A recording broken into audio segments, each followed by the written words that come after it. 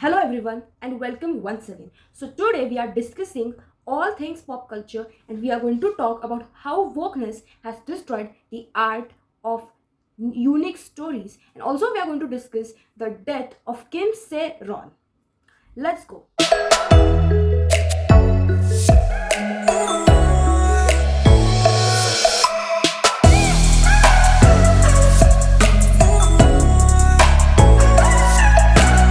Talk about the Nadaaniyan movie. So it was released 2 weeks ago, and the acting of Ibrahim Ali Khan and Khushi Kapoor were really poor. Like they even didn't know how to act on a very simple sentence. Arjun Yeah. तुम्हारा नाम अर्जुन शर्मा है क्या? And I personally think that Bollywood should focus on new talent who are much more talented than these talentless star kids. And recently Shania Kapoor has been casted for a movie and she proved Karan Johar wrong. हमें Cola बनाते हैं क्या? Popular कौन है?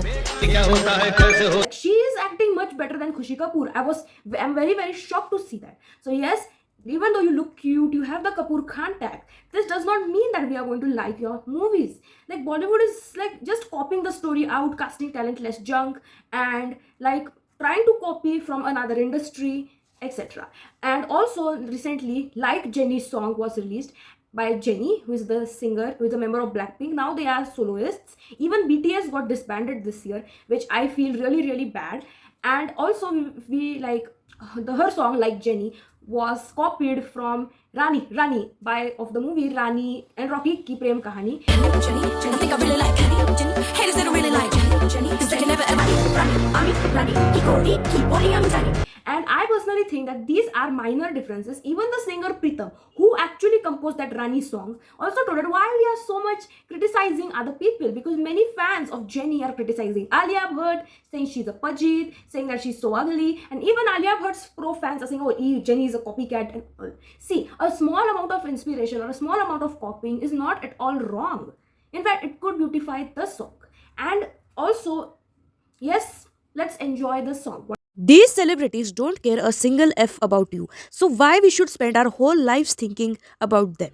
A small amount, it's okay, but not your whole life. One of the main issues of Kim Sae Ron's death. So she was one of the very famous pop idols and also a K-drama actor. Kim Sae Ron has acted in Kiss the Sixth Sense, My Neighbor, The Girl Next Door, which are very popular K-dramas. And she was born on 31st July 2000. So what had happened was that she was drunk and she drove a car and a transformer got damaged when she crashed onto it. And the powers were turned off for 3 hours. And also like for 4-5 years since 2016, she was in a relationship with Kim Soo-hyun, who was like that time was very poor and was struggling. And also gold medalist was the company of Kim Soo-hyun, and he is also being managed there. And she joined him in that company, and she left her very popular YG Entertainment for her boyfriend.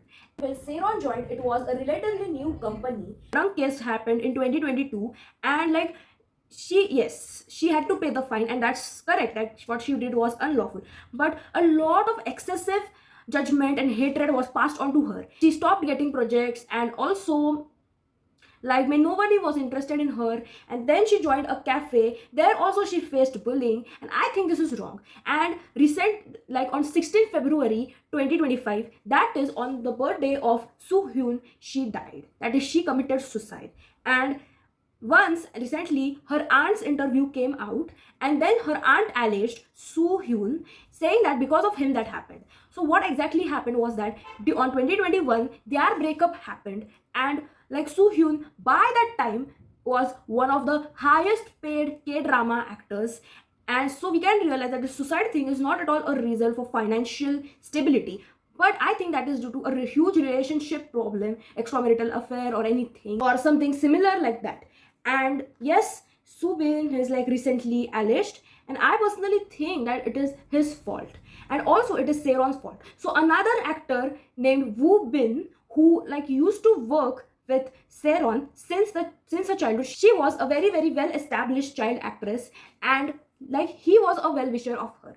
So like when he knew about that problem, he asked that whether he could help her or not. And she told, oh, I want to manage it myself. So you can see a lot of self-reliance in her. And I think that reason is probably because of like the extreme tensions, extreme pressure, and also like if she could have faced much big problem, she had to pay a more amount of fine. And also that woman gave some money to her mother by saying, oh, just for an ice cream cone. And when she died, he felt really bad. Let me tell you that please, even though he might be the biggest K-pop idol or whatever, you should not trust him or her.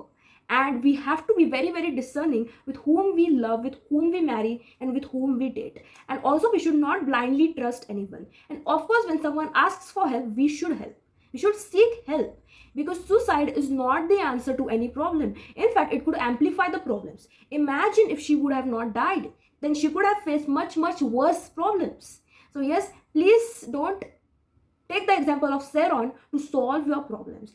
Please stop defending your oppa. He's a pedophile. It's illegal to date a minor and he destroyed her life.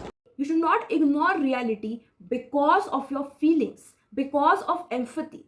Blindly trusting anyone will lead you to death. We could see a similar pattern in the Blake Lively Justin Baldoni case. Now the case is being solved, and I obviously stand with Justin. But Justin, because of his male feminist mentality and his pro-Me Too stance, faced a huge problem by trusting Blake blindly. So yes, we should not trust. Of course, we should stand up for women. We should support the Me Too movement. But we should not believe all women.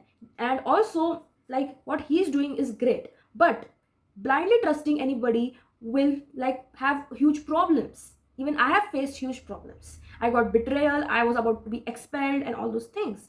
And if these problems could happen in the celebrity world, imagine what ordinary people will face. Now we will talk about the main Snow White problem.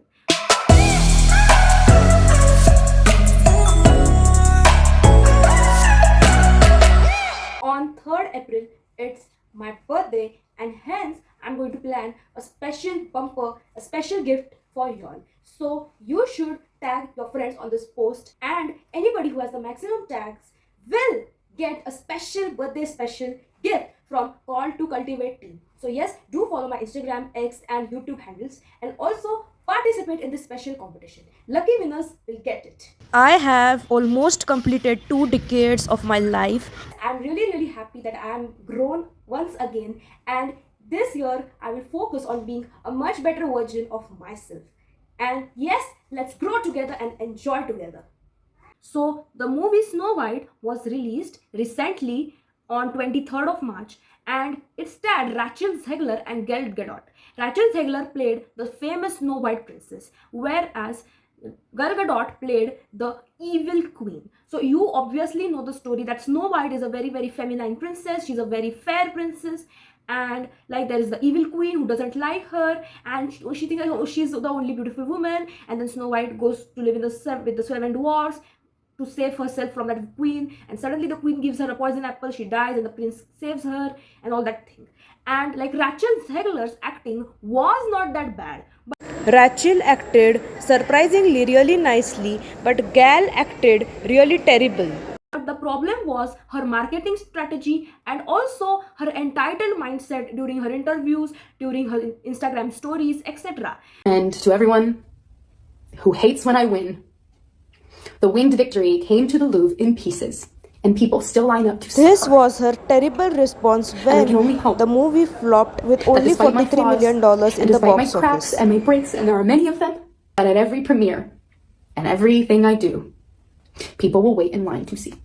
So Rachel Zegler actually does not fit in the Snow White narrative. Not only physically, but also not mentally. See, Disney is recently trying to create new stories. See, it's not wrong to make new stories or to have a black or a Hispanic or a brown or a trans princess. But the main problem is that you are twisting the original story to fit your agenda. Let stories be stories. You don't need to politically correct every single thing.